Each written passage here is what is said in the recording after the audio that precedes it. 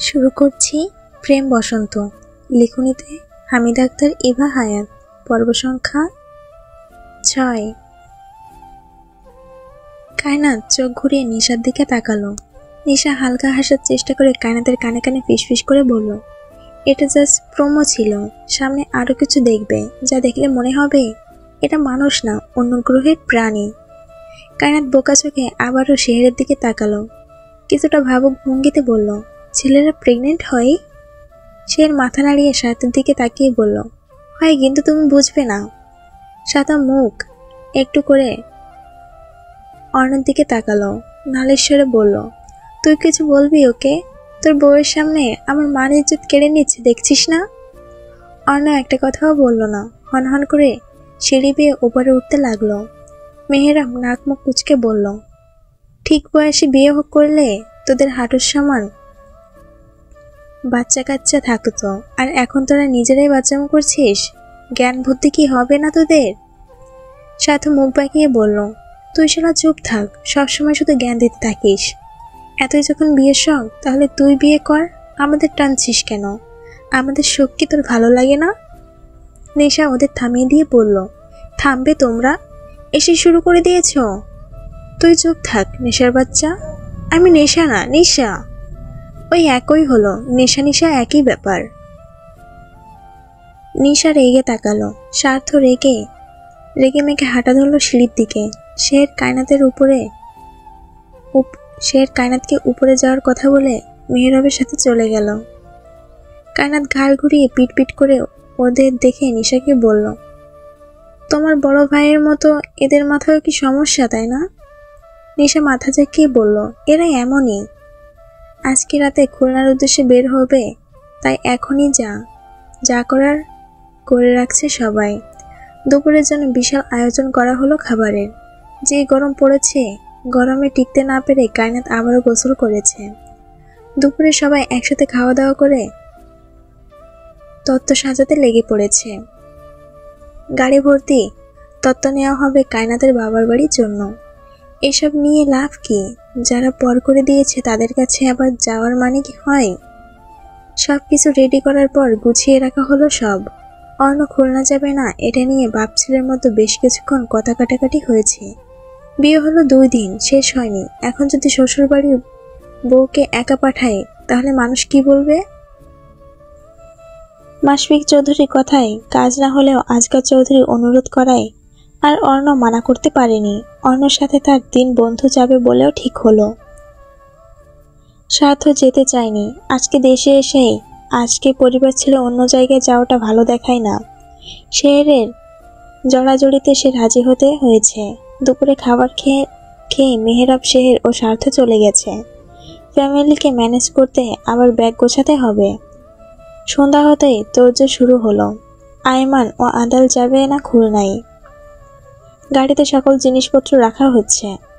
কায়নাত অর্ণের নানির কথায় আজও কালো খয়েরি রঙের জামদানি শাড়ি পরেছে। ওই জল্লাদ দেখলে এবার শিওর তুলে আছাড় মারবে। ভুলেও ওই জল্লাদের সামনে যাওয়া যাবে না। কায়নাত মাথায় আঁচল টেনে খোপা করা চুলগুলো ঢেকে ফেলল। শাশুড়ি ডেকেছে তার ঘরে, তাই রওনা হলো সেদিকে। বেহরুজ বেগম বেলি বেগমের সাথে বসে কথা বলছিলেন আর রেডি হচ্ছিলেন। কায়নাত দরজা নক করতেই তিনি দরজা খুলে দিলেন। কায়নাতকে ঘরে নিয়ে এসে বসালেন বিছানায়। আলমারি খুলে একটা লাল রঙের ছোট বক্স বের করলেন। বেলি বেগমের হাতে দিয়ে বললেন, মা তুমি পরিয়ে দাও। বেলি বেগম মিষ্টি হাসলেন। বক্স খুলে একটা ডায়মন্ডের লকেট বের করলেন। বিয়ের পর যদিও স্বর্ণের চেন দেওয়া হয়েছিল, তবে এই লকেট বেহরুজ বেগম বড় ছেলের বউয়ের জন্য অনেক আগে কিনে রেখেছিলেন। বেলি বেগম কায়নাতের ঘুমটা সরিয়ে লকেট পরিয়ে দিতে দিতে বললেন, এটা কখনো খুলবে না কেমন? এটা তোমার শাশুড়ি তোমার জন্য বানিয়ে রেখেছিল, তোমাকে দিবে বলে। কায়নাত হাত কচলে বলল, নানি বিয়ের পর তো অনেক কিছু দেয়া হয়েছে, আবার এটা কেন? কারণ এটা তোমার জন্য তোমার শাশুড়ি আরো অনেক আগে বানিয়ে রেখেছিলেন। কায়নাত আর কথা বলল না।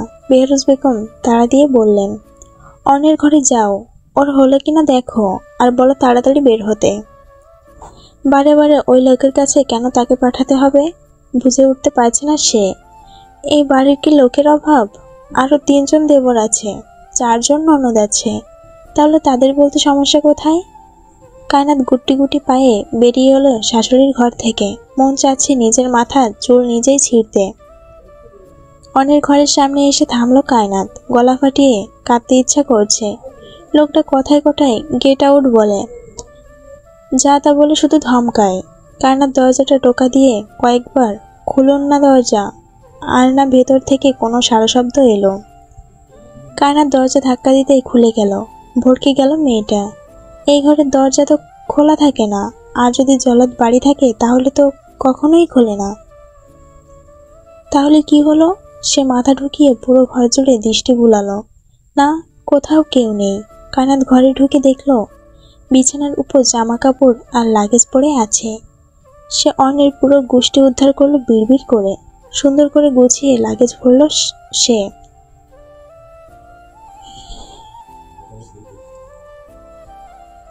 অর্ণকে যখন পেল না, তাই মনে মনে খুশি হয়ে ঘর থেকে বেরিয়ে এলো। ভালো হয়েছে বুড়ো খাটাসের সাথে দেখা হয়নি, না হলে নিশ্চিত ধমকাতো এখন। সোজা চলে এলো নিশার ঘরে। নিশা তৈরি হয়ে বসে আছে। কবিতা ও কোহেলি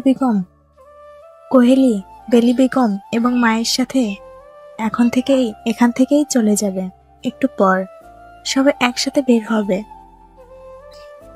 বেলি বেগম বউ আর নাতনিদের নিয়ে চলে গেছেন অন্য রোডে। অর্ণেদের খুলনায় পৌঁছতে মাঝরাত হলো। পুরো গ্রাম এই সময় নিস্তব্ধতায় ঘিরে আছে। ঝিঝি পোকাগুলো শব্দ করে কানের পর্দা প্রায় ছিঁড়ে ফেললো বলে। চৌধুরী বাড়ির সামনে এসে গাড়ি থামানো হলো। দারোয়ান গাড়ি দেখেই বড় গেট খুলে দিয়েছেন। গাড়ি বাড়ির ভেতরে ঢুকতেই একে একে সবাই নেমে এলো গাড়ি থেকে। বাড়ির ভেতর থেকে আব্দুল চৌধুরী এলেন হাসানকে নিয়ে। জিনিসপত্রগুলো সবাই মিলে মিশে ভেতরে নিয়ে গেলেন। বাড়ির 2 গিন্নি ও আতিয়া বেগম জেগেছিলেন তাদের জন্য। সবাই এসে ফ্রেশ হয়ে আর খেলো না। গাড়িতেই হালকা টুকটাক খাবার খাওয়া হয়েছে। রাতে আর কারোর সাথে তেমন কথা হলো না। জার্নি করে সবাই অনেক টায়ার্ড থাকায় সে রাতে সবাই ঘুমিয়ে গিয়েছিল। পরের দিন ভোর সকালে বাড়িতে কাজ শুরু হয়ে গেছে। জয়া, মাহি, নিধি আর সোহা উঠে কায়নাতের সাথে গল্প গুজবে মেতে উঠেছে। 2 দিন হয়েছে বাড়ি থেকে গিয়েছে, তাতেই মনে হচ্ছে কয়েক বছর পর দেখা হলো। মেয়েটা চৌধুরীর বাড়ি থাকতে পুরো বাড়ি সবসময় জমজমাট হয়ে থাকতো, আর এখন সবার মুখ গম্ভীর হয়ে থাকে। নাজরিন ভাই তো নিজেকে এমন ভাবে গুটিয়ে নিয়েছে যেন সে চৌধুরী বাড়ির কেউ না। কখন কোথায় যাই, কি করে না করে কেউ কিছু জানে না। সকাল 6:56। পাকঘরের সামনে টুল পেতে বসে আছে কায়নাত। রেখা বেগম ও আতিয়া বেগম এটা ওটা জিজ্ঞাসা করছেন। কায়নাত শুধু উত্তর দিচ্ছে, দৃষ্টি তার লতা বেগমের দিকে। সামনে দাঁড়িয়ে থাকা মহিলাই কায়নাতের জন্মধাত্রী, অথচ সে নিজেই জানে না। ছলছল করে উঠল দৃষ্টিজোড়া। আতিয়া বেগম দেখলেন কায়নাতের চোখে পানি। তিনি জানেন এই চোখের পানির পেছনে কারণ। তিনি চুপ রইলেন। লতাকে এখনো তিনি কায়নাতের কথা বলেননি। ভেবেছেন কায়নাত ঢাকায় যাওয়ার আগে কথা বলবেন তিনি লতার সাথে। কায়নাত সেখান থেকে উঠে চলে এলো বাগানে। নাজনীন বসে আছে বেতের চেয়ারে, হয়তো কাঙ্ক্ষিত কারোর অপেক্ষায়। কায়নাত এসে দেখলো নাজনীন আকাশপানে তাকিয়ে আছে এক দৃষ্টিতে। বিয়ের দিন রাতের কথা মাথায় আসতে মেয়েটার নজর ভীত হলো। সামনে কি এগিয়ে গিয়ে নাজনীনের সাথে দেখা করবে নাকি পিছু ঘুরবে? কায়নাত গুটি গুটি পায়ে এগিয়ে এলো। নাজনীনের সামনে চেয়ারে বসে মৃদু কণ্ঠে বলল, ভালো আছো নাজনীন ভাই? আহ, কি প্রশান্তির এই কণ্ঠ! জ্বলতে থাকা বুকটা সহসা ঠান্ডা হয়ে এলো। ছটপট করতে থাকা চোখ জোড়া স্থির হলো কায়নাতের নিষ্পাপ আননে। কতদিনের তৃষ্ণা! এই তো 2 দিন আগেও মেয়েটা তার চোখের সামনে ছিল, কিন্তু আজ বহুদূর, নিষিদ্ধ অন্যের। নাজনীন ফ্যাকাশে মুখ দারুণ হাসি ফুটিয়ে বলল, এই 33 বছরে এত ব্যাকুল হয়নি কখনোই যতটা না তোমায় এক পলক দেখার জন্য হয়েছি। তুমি কি এতই অবুঝ ছিলে যে আমার চোখের ভাষা পড়তে পারোনি? কায়নাত মাথা নিচু করে বসে রইল চুপটি করে। এখানে সে কি বলবো? নাজনীনকে তো সে ভাই পেতে তো কখনো অন্য কিছু ভাবেনি। বিয়ের দিন রাতে হুট করে জানতে পারলো তার নাজনীন ভাই তাকে ভালোবাসে। যে ভালোবাসায় পবিত্রতা ছিল, স্নেহ, সম্মান, মর্যাদা সব ছিল, শুধু সে ভালোবাসা ভাগ্যে ছিল না। কায়নাত দীর্ঘশ্বাস ফেলল। নাজনীন কায়নাতের হাত আঁকড়ে ধরার আগে ছাদের ওপর থেকে অর্ণ চিৎকার করে বলল, এই মেয়ে, দাদি তোমাকে ডাকছে, কানে শুনতে পাও না? নাজনীন হাত গুটিয়ে নিল। কায়নাত চমকে উপরে তাকালো, দেখলো অর্ণ সেই গম্ভীর মুখে দাঁড়িয়ে আছে। কায়নাত উঠে দাঁড়াল, নাজনীনকে বলল, নাজনীন ভাই, পরে কথা বলবো, এখন যাই। বলেই সে দৌড়ে বাড়ির ভেতর ঢুকলো। ঢুকে দেখলো আতিয়া বেগম এখনো রান্নাঘরেই বসে আছেন। কায়নাত এগিয়ে এসে বলল, দাদি, আমায় ডেকেছিলে তুমি? আতিয়া বেগম দুপাশে মাথা নাড়িয়ে বললেন, না রে, আমি ডাকিনি। তাহলে উনি যে বললো তুমি আমায় ডাকছো? উনি আবার কে? তোমার নাতি, মানে ওই শ্বশুরের বড় ছেলে আর কি। আতিয়া বেগম চোখ পাকিয়ে বললেন, এটা কেমন কথা? স্বামীকে কখনো এভাবে ডাকে?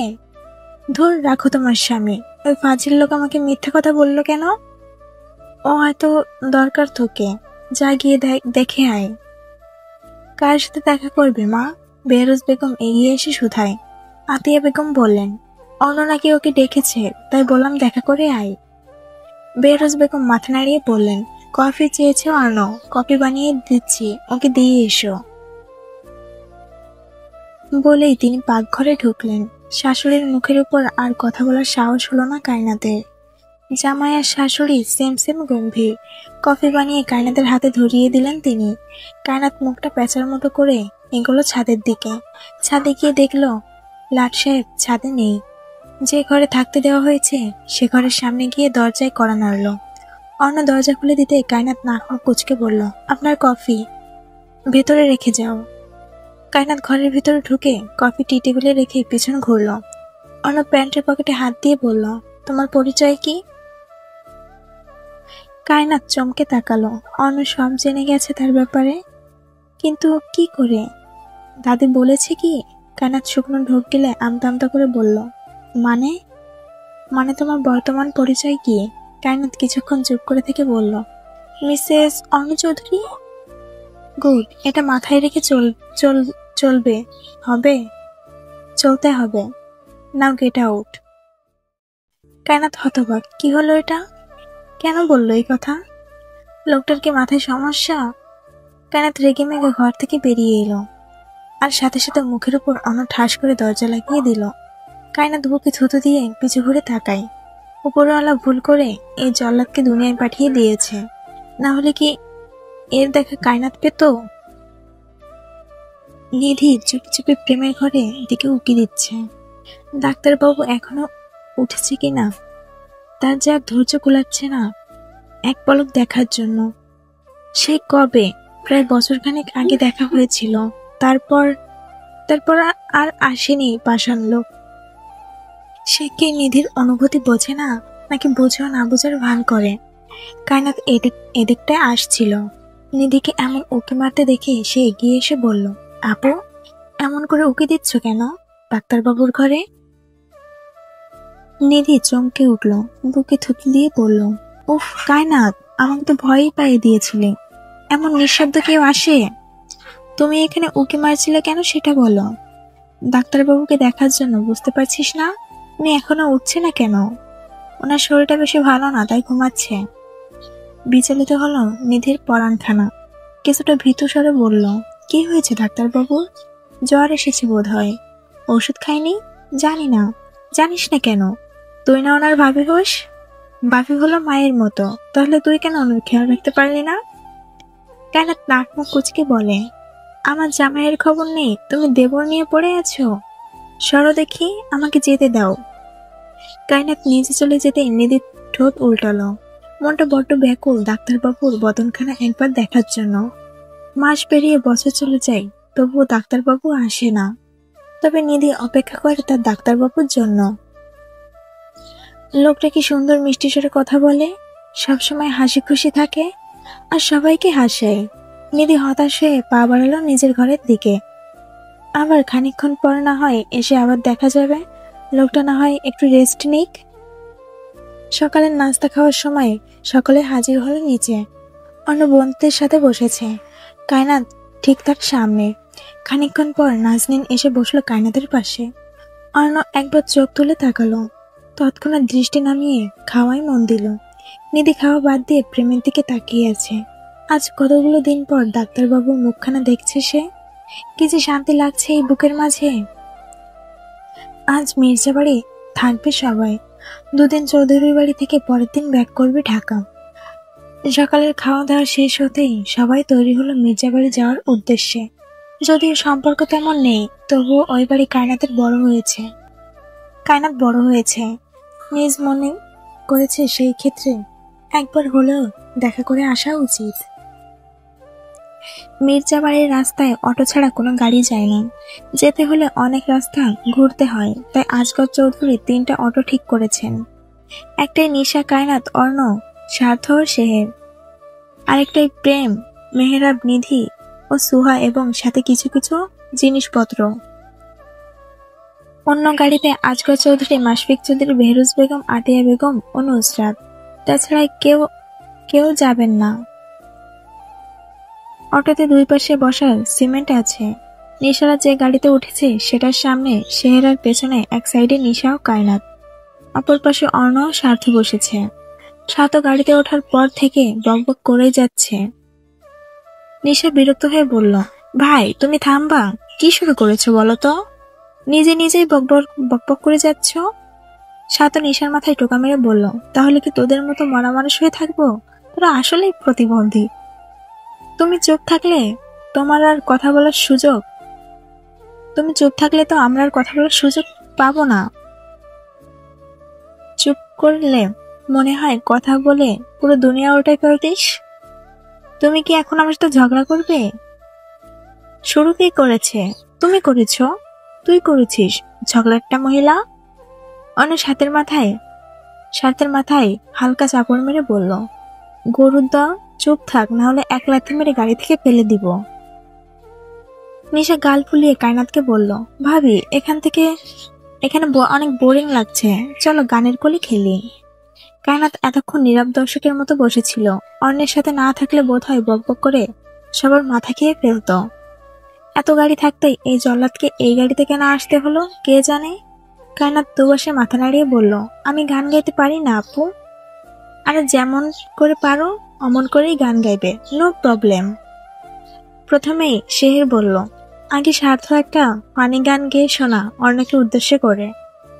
স্বার্থ কেশে গলা পরিষ্কার করে স্বর ধরল, বন্ধু যখন বউ ছিল না তখন ছিলাম আমি, এখন বন্ধুর বউ হয়েছে পর হয়েছি আমি।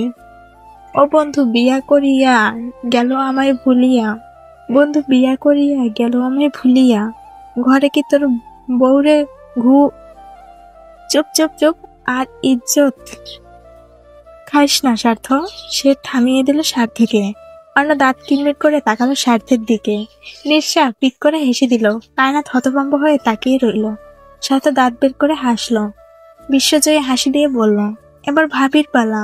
ভাবি তাড়াতাড়ি আমার বন্ধুকে নিয়ে একটা গান ধরো তো। কায়নাত শুকনো ঢোক গিলে বলল, উনাকে নিয়ে আমি গান গাইতে পারবো না। প্লিজ ভাবি, জাস্ট একটা গান, নিশা অনুরোধ কণ্ঠে বলল।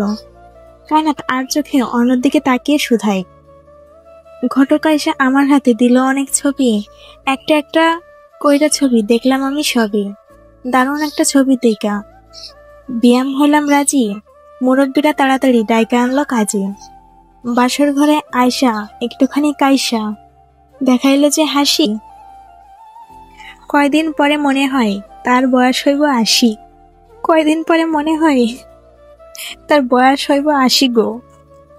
অন্য কটমট করে তাকালো। নিশা, শের আর স্বার্থ সাথে ড্রাইভারওয়ালা উচ্চস্বরে হেসে উঠল। কায়নাত চোখ তুলে তাকালো অর্ণের দিকে। লোকটা গিলে খাওয়া লোক নিয়ে তাকিয়ে আছে, এই বুঝে তুলে একা। দিল খুশ কার দিয়া ভাবিজি, মনের মতো একটা গান গেয়েছো বলে স্বার্থ খিলখিল করে হেসে উঠল। নিশাও হাসতে হাসতে চোখের পানি নাকের পানি এক করে ফেলেছে। কায়নাত চোখ তুলে তাকানোর সাহস পেল না, আর অর্ণ ধমক দিতেই দুজন চুপ হয়ে গেল। তবে নিশার হাসি থামছে না, মুখের উপর হাত রেখে বেচারি চোখ খিচে বন্ধ করে হাসছে। অর্ণ গম্ভীর কণ্ঠে বলল, থাপড়ে দাঁত ভেঙে ফেলবো বেয়াদব মহিলা, বাদরামি শিখেছ না। কায়নাত আসমান থেকে পড়লো যেন, সে বাদরামি করেছে কোথায়, সবার সামনে আবার বেয়াদব মহিলা বলছে। কায়নাত কিছুটা শব্দ করে বলল, একে তো আপনার মতো এক বুড়ো খাটাসের সাথে বিয়ে হয়েছে, এখন এটা বললেও দোষ? বুড়ো হয়ে যে আমার মতো এত সুন্দরী কিশোরী গোলুমলে বউ পেয়েছেন, এটা আপনার সাত কপালের ভাগ্য। নিশা কায়নাতের কথা শুনে উচ্চস্বরে হেসে উঠল। হাসতে হাসতে বেচারির পেট ব্যথা শুরু হয়েছে। সাত ধমক দিয়ে বলল, ভালো করে বস, না হলে পড়ে যাবি।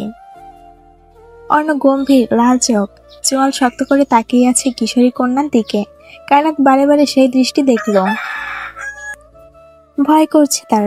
লোকটার চাহনি মারাত্মক। একবার তাকালে মনে হয় ঝলসে যাবে তার সারা অঙ্গ, ধ্বংস হয়ে যাবে পুরো জীবন। শুকনো ঢোক গিলল কায়নাত। সে কি একটু বেশি কথা বলে? এ লোকের সামনে কি থেকে কি বলে সেটা তো সে নিজেই জানে না। এখন থেকে মুখ বন্ধ রাখতে হবে, না হলে কপালে দুঃখ আছে। তা বেশ ঠাউর করতে পারলো কায়নাত।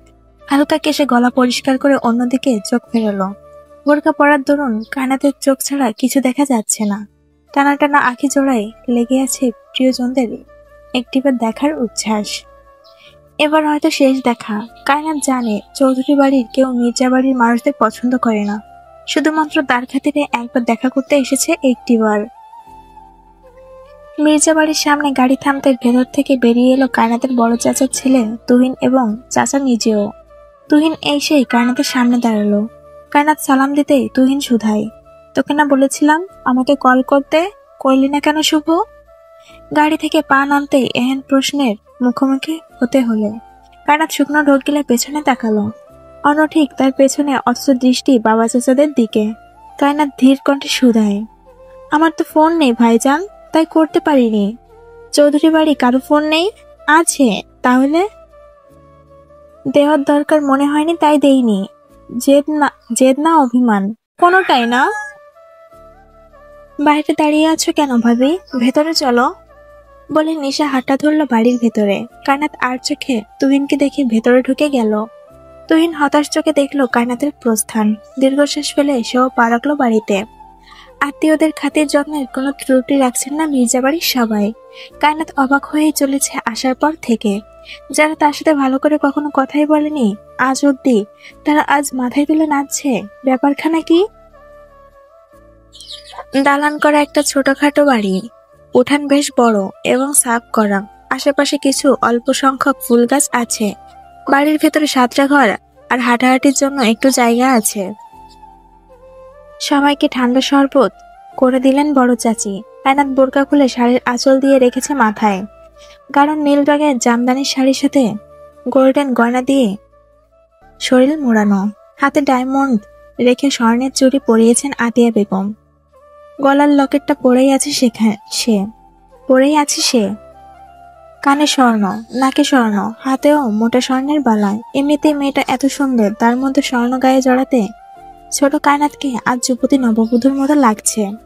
সুরঞ্জনা কায়নাতকে খুঁটিয়ে খুঁটিয়ে দেখছে। কে বলবে এই মেয়ে 16 বছর? দেখতে একদম যুবতী নারী লাগছে। চোখ ধাঁধানো না হলেও এই রূপে যে কোনো পরীর ঝলসে যাবে। সুরঞ্জনা কায়নাতের হাতে হাত রেখে বলল, তোকে দেখে তোর শ্বশুর বাড়ির মানুষদের দেখা আমার অনেক ভালো লেগেছে। তারা ভালো মানুষ। সুখী তো তুই ওই পরিবারে গিয়ে? কায়নাত মুচকি এসে বলল, সুখী না হয়ে উপায় আছে? মা পেয়েছি, বাবা পেয়েছি, 2 জন বোনের মতো ননদ পেয়েছি, আর ভাইয়ের মতো 3 জন দেবর। সাথে তো চৌধুরী বাড়ির সকল সদস্য আছে। আমার থেকে সুখী আর কে আছে বলো? সুরঞ্জনা প্রাণ খুলে হাসলো। কায়নাতের মাথায় হাত বুলিয়ে বলল, পৃথিবীর সব সুখ তোর হোক। দোয়া করি সব সময় সুখে থাক, সুস্থ থাক। সব দোয়া আমাকে করলে হবে? তোমার জামাইকেও একটু করে দিও। সুরঞ্জনা খিলখিল করে হেসে উঠল, বলল, দুই দিনেই জামাই পাগল হয়ে গেছিস? পাগল হব কেন? আমার জামাই পাগল। তার মাথায় একটু সমস্যা আছে, তাই বলছি বেশি বেশি দোয়া করো যেন সে ভালো হয়ে যায়। খুব পাকা পাকা কথা শিখেছিস বুড়ি একটা। এখন তো বুড়ি বল পায়, আমার জামাই যে বুড়ো। সুরঞ্জনা কপট রাগ দেখিয়ে বলল, বুড়ো কি আবার? ওনার বয়স কত হবে? 30 কি 32-এর মধ্যেই তো হবে। এটাকে বুড়ো বলে? কায়নাত মুখটা একটু করে বলল, 30-32, আর আমার সবে মাত্র 16-17 হতে এখনো কয়েক মাস বাকি। আমি তার হাঁটুর সমান বাচ্চা, খুকি একটা মেয়ে। কি করে পারলো সবাই ওই বুড়ো লোকটার সাথে আমাকে বিয়ে দিতে?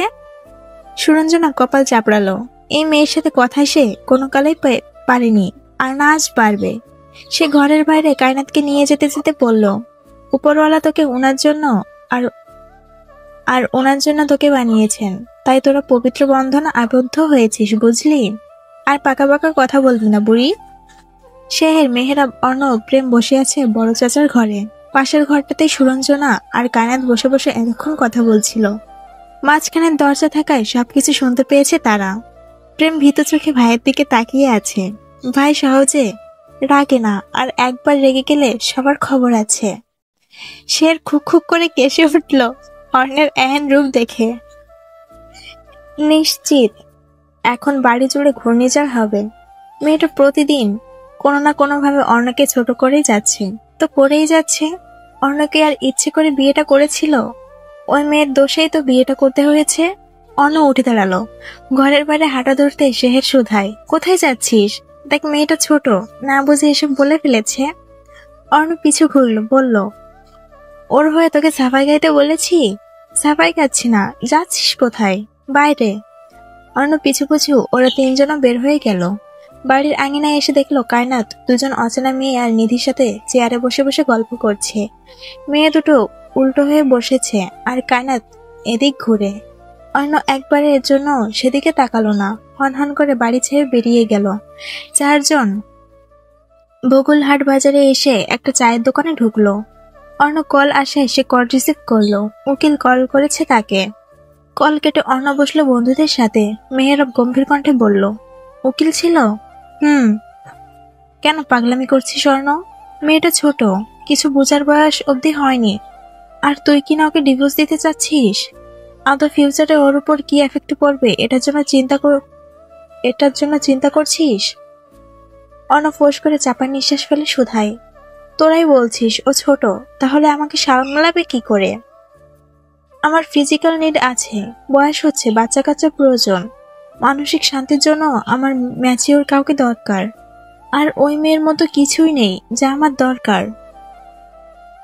তা অবশ্যই দরকার, কিন্তু গড়ে নিতে সমস্যা কোথায়? মেয়েটা ভালো, ভদ্র, এক বয়সের সাথে সাথে ম্যাচিওর হয়েই যাবে। কতদিন পর? এত ধৈর্যহারা হলে হবে? মেয়েটাকে একটু তো সময় দিতেই হবে। পারবো না। ভুল ডিসিশন নিচ্ছিস তুই। দেখ, প্রথম আমার ইচ্ছের বিরুদ্ধে এই বিয়েটা হয়েছে, আর দ্বিতীয়ত ওই মেয়েকে আমি পছন্দ করি না। হাঁটুর সমান একটা মেয়ে আমার বউ ভাবলেও আমার বিরক্তি লাগে, সেখানে ওই মেয়ের সাথে সংসার করা অসম্ভব। মেয়েরা ভাল ছাড়ল। প্রেম ও শেহের মুখ দেখাদেখি করলো। সত্যি কি সে কায়নাতকে ডিভোর্স দিয়ে দিবে? অন্যের হাব ভাব দেখে তো তাই মনে হচ্ছে। আর কায়নাতের প্রতি অন্যের কোনো অনুভূতিও দেখেনি তারা। পরিস্থিতি পরে জাস্ট বিয়েটা করতে বাধ্য হয়েছে। হয়তো মনে এখনো সেই নারীকে আগলে রেখেছে, যার কারণে সে বিয়ে করা বউকেও মানতে পারছে না। কিংবা সত্যি বাচ্চা দেখে মেয়েটার সাথে তার বনিবনা হচ্ছে না। বেহরুজ বেগম ভীষণ বিরক্ত মির্জাবাড়ি এসে। এসব দুর্মুখ মানুষ তার একদম পছন্দ নয়। আজ বাড়ি ভর্তি তত্ত্ব গয়নাগাটি, টাকা পয়সা দেখে কি মধুর ভাষায় না কথা বলছে, অথচ 2 দিন আগেও নাকি কায়নাতের সাথে কথা অব্দি বলেনি তারা। আর আজ পারলে কোলে বসিয়ে ভাত খাইয়ে মুখে তুলে দেন। দুপুরের খাবারের আয়োজন করা হয়েছে। খাওয়ার ঘরে সবাইকে খেতে দেওয়া হয়েছে। অর্ণ ও কায়নাত পাশাপাশি বসে আছে। তুহিন কায়নাতের বাম পাশে। সার্থ খেতে খেতে নিশার সাথে ঝগড়া করেছে ফিসফিস করে। সুরঞ্জনা ও মুনিয়া এখনো কারোর সাথে দেখা করেনি। অর্ণের দেবরে এসেছে শুনে এদিকে আসেনি তারা। তুহিন খেতে খেতে কায়নাতের দিকে একটু ঝুঁকে ফিসফিস করে বলল, খাচ্ছিস না কেন শুভ? শের দেখলো তুহিনকে সন্দেহান চোখে। কায়নাত মাথা আলকা ঘুরিয়ে তুহিনের দিকে তাকিয়ে বলল, খাচ্ছি তো। আমি তো দেখছি শুধু প্লেটে ভাত মাখছিস। অর্ণ শেরের দৃষ্টি অনুসরণ করে পাশে তাকালো। দেখলো দুজন ফিসফিস করছে। অর্ণ দৃষ্টি ঘুরিয়ে আবার খাওয়ায় মনোযোগী হলো। খানিকক্ষণ পরে কায়নাত চিৎকার দিয়ে উঠল। চেয়ারে ঠেলে উঠে দাঁড়িয়ে মেঝেতে বসে পড়ল। ডান পায়ে হাত দিয়ে বলল, আমার পায়ে কি হলো? সবাই চমকে তাকায়। কায়নাত ডান পা ধরে কাঁদছে। মনে হচ্ছে ব্যথায় পাটা একদম ছিঁড়ে গেল। বেহরুজ বেগম তাড়াতাড়ি হাত ধুয়ে হাঁটু গেড়ে বসলেন। কায়নাতের পায়ে হাত দিয়ে বললেন, কি হলো, এমন করছে কেন? আম্মু, হঠাৎ করে পায়ে কি যেন পড়লো, ব্যথায় পা ছিঁড়ে যাচ্ছে, এমন লাগছে আমার। সবাই খাওয়া রেখে আতঙ্কিত হয়ে উঠে দাঁড়ালো। প্রেম মাথা নিচু করে টেবিলের নিচে উকি মেরে দেখলো তার কিছুই তো নেই। তাহলে এমনটা কে করলো? কায়নাতকে হাত ধুয়ে ঘরে নিয়ে যাওয়া হয়েছে। সবাই বাকি খাওয়া দাওয়া শেষ করে দুপুরের পর রেস্ট নিচ্ছে। সুরঞ্জনা আর মনি আছে কায়নাতের সাথে। পাতলা গামছায় বরফ মুড়িয়ে ওর পায়ে ধরে রেখেছে সে। কায়নাত দাঁতে দাঁত কায়নাত কাঁদতে কাঁদতে চোখের পানি নাকের পানি এক করে ফেলেছে। মনি আর মুখটায় একটু করে কায়নাতের দিকে তাকিয়ে আছে। মেয়েটা নিশ্চয়ই খুব কষ্ট পাচ্ছে। কি করে হলো এমন? তুহিনের মা এসে অর্ণকে কায়নাতের ঘরের সামনে নিয়ে এলেন। মূলত তাকে বিশ্রাম নেওয়ার জন্য এই ঘরে এনেছেন। অর্ণ জানে না এই ঘরে কায়নাত আছে। তিনি ঘরের দরজা খুলে অর্ণকে ভেতরে যেতে বললেন। পেছন পেছন তিনি নিজেও ঢুকলেন। কায়নাত সহ সুরঞ্জনা ও মুনিয়া চমকে তাকায় পেছনে। দেখে ঘরের সামনে অর্ণ দাঁড়িয়ে আছে। সুরঞ্জনা মুনিয়া তাড়াতাড়ি উঠে বসে। তুহিনের মা শুধায়, জামাই বিশ্রাম নিবে, তোরা ঘর থেকে বের হ। আর জামাইয়ের কিছু লাগে কিনা দেখিস কেমন। সুরঞ্জনা ও মুনিয়া মাথা নাড়িয়ে ঘর থেকে বেরিয়ে গেল, সাথে তিনি নিজেও। কায়নাত ভীত নজরে তাকিয়ে আছে সামনের পুরুষের দিকে। লোকটা এমন অদ্ভুত নজরে তাকিয়ে থাকে কেন সব সময়? কেমন যেন অদ্ভুত সেই চাহনি। দূর দূর বুক কাঁপছে, বেশিক্ষণ তাকিয়ে থাকা যায় না। অর্ণ ফুস করে নিঃশ্বাস ফেলল। বাড়ির সবগুলো ঘরে মানুষ দিয়ে ভর্তি।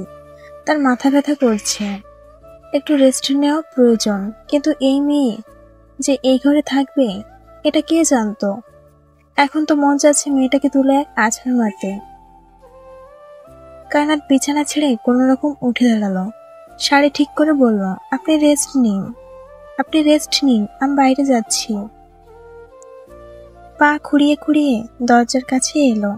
অর্ণ তীক্ষ্ণ চোখে সেই ক্ষত পায়ের দিকে তাকিয়ে রইল নিশ্চুপ হয়ে। কাছে আসতে কায়নাত পড়ে যেতে নিলে অর্ণ ধরে ফেলল। দাঁত চেপে বলল, ঠিক মতো হাঁটতেও পারো না নাকি? বলেই পাজাগুলো তুলে নিল। পেটের উন্মুক্ত জায়গার অন্যের পুরুষালী হাতের ছোঁয়া লাগতেই চোখ খিচে বন্ধ করে ফেলল সে। শিরশির করছে পায়ের পাতা, কাঁপছে বক্ষস্থল। শুকনো ঢোক গেলতে অর্ণ বিছানায় নামিয়ে দিল। চোখ তুলে কায়নাতের দিকে তাকিয়ে দেখল চোখ মুখ খিচে বন্ধ করে রেখেছে। আরো এক ধাপ বিরক্ত হলো সে। বুঝল কেন মেয়েটা এমন করছে। দাউ দাউ করে জ্বলে উঠল দমিয়ে রাখা রাগ। কায়নাতকে ধাক্কা মেরে উঠে দাঁড়িয়ে বলল, তোমাকে দেখলে আমার বিরক্ত লাগে। কেন এসেছো আমার জীবনে?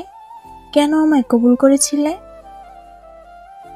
বারবার একই প্রশ্ন এই লোকের। কায়নাত নিজেকে সামনে রাগ দেখিয়ে বলল, বারে বারে আঘাত করার থেকে গলা টিপে মেরে ফেলুন তাও ভালো। বিয়ে কি আমি স্বাক্ষরে করেছিলাম, নাকি আমাকে জোর করে বিয়ে দেওয়া হয়েছে? আপনার মতো খারাপ বুড়ো লোকের সাথে কে বিয়ে করতে বসবে? হ্যাঁ? কায়নাতের চোয়াল চেপে ধরল অর্ণ।